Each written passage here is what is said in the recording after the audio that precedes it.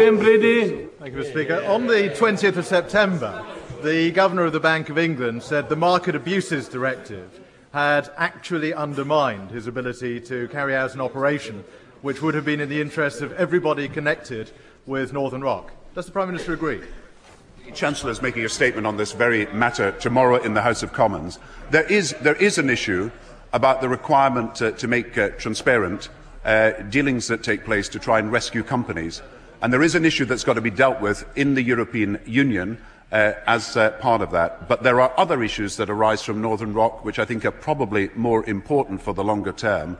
And there is the issue about how the international community can come together to have an early warning system when events happen in America, affect Europe, and then affect the United Kingdom. Now, on all these issues, the Chancellor will make a statement tomorrow. Jones. The murder of my constituent, Mr Gary Newlove, has highlighted the continuing concerns about the effect of underage drinking. While I welcome what the Government has done so far to tackle this problem, can the Prime Minister assure me that he will look at what now needs to be done, and in particular that he will seek to persuade the industry to end the immoral practice of targeting alcoholic drinks directly at young people, and that he will enforce severe penalties on those who sell alcohol to underage youngsters? Well, I share the sadness of my honourable friend and send my condolences to the family of her constituent. We are committed to doing everything in our power to tackle both antisocial behaviour and specifically underage drinking. I have appealed in the past to those alcohol and drinks companies to advertise far more widely the dangers of teenage drinking. We have said repeatedly that we will fine and take very heavy action on penalties in closing them down, shops who sell illegally to young people. I urge councils to use their new powers to ban alcohol in trouble spots. At the same time, the police have had the power to disperse young people who are involved in alcohol-fueled disorder, and I hope also they will use these powers. Local authorities can designate areas in their towns, including town centres, and make it an offence there to drink alcohol.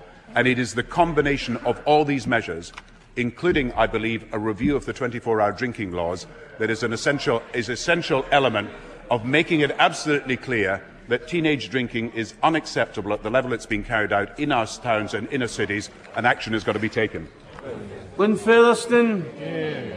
Does the Prime Minister think it's right that a pupil in my constituency gets £736 less on average than a pupil in an inner London borough, even though the cost of employing a teacher is the same? And will he put an end to this huge injustice so that schools in Hornsey and Wood Green finally get a fair funding deal? Well, I hope she will accept that expenditure per pupil in every part of the country is rising. I hope she will accept that while we inherited a situation in 1997 where average expenditure was only £2,500 per pupil, it is now £5,500 per pupil and rising. And of course we will continue to look at what happens in particular areas, and in this case the outer London area. But it is only because of the policies of this government in securing economic growth that every school pupil in this country is enjoying additional investment in the future.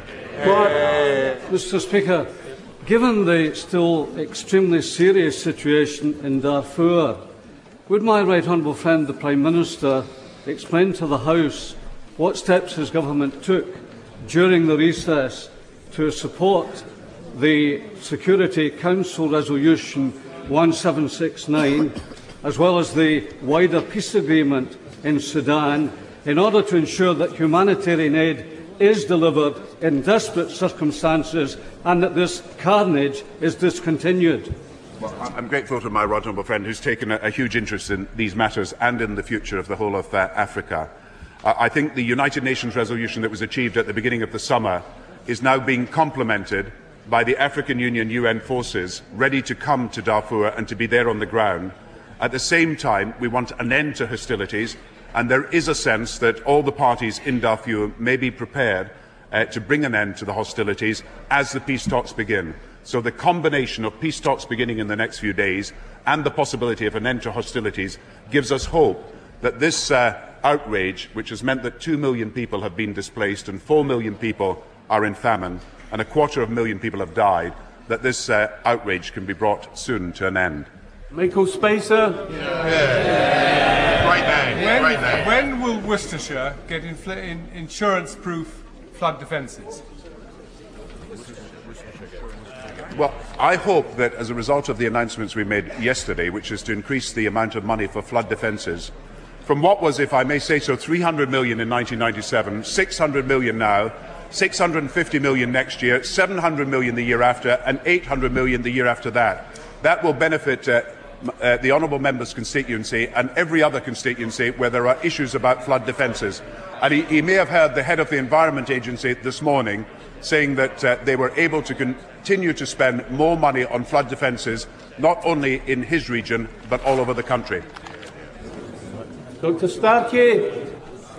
Would the Prime Minister consider visiting Milton Keynes to see the large numbers of new houses that are being built as a result of this government's policy, together with new schools and GP surgeries? And does he agree that building more houses is the most effective way of increasing the supply of affordable housing, and that a cut in stamp duty would simply be taken up in increased prices if demand continues to outstrip supply? If we are to have a housing strategy that will ensure that there is affordable housing for young couples, then we need to build more houses, and the demand and supply equation has got to be improved.